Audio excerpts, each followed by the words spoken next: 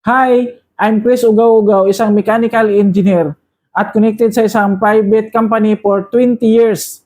Kung naghahanap ka ng isang negosyo pero di mo alam kung paano mo sisimulan, meron kaming free webinar, face-to-face or via Zoom.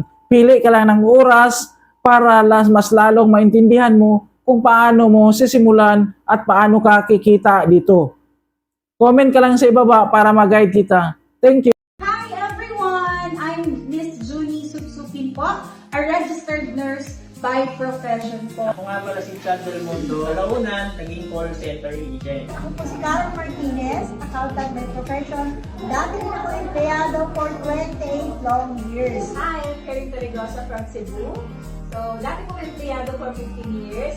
Sa Calaguas from Cebu. Ako po ay dating OFW. Ako pala si Josephine Repeso, dating OFW sa bansang Hong Kong for 20 years. I'm Bonifacio Jr. Atulukan.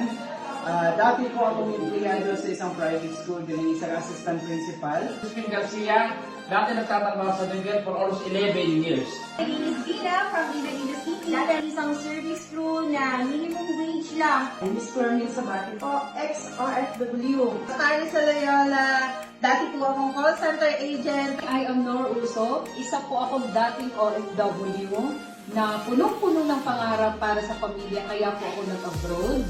Ako pala si Angie, taga Jensan. Dati ako empleyado for 13 years isang microfinance. Ginrab ko to 2012 at sinubukan ko lang talaga kung totoo na pwedeng magbago ang buhay sa business na to. Ang good news po, 2014 nakapag-design na ako sa pagiging empleyado ko. And 2016, pinasunod ko na yung husband ko. I'm very thankful sa Global Pinoy Travel and Tours dahil hindi lang ang bulsa ko ang binago, kung hindi buong pamilya namin na bago ang buhay.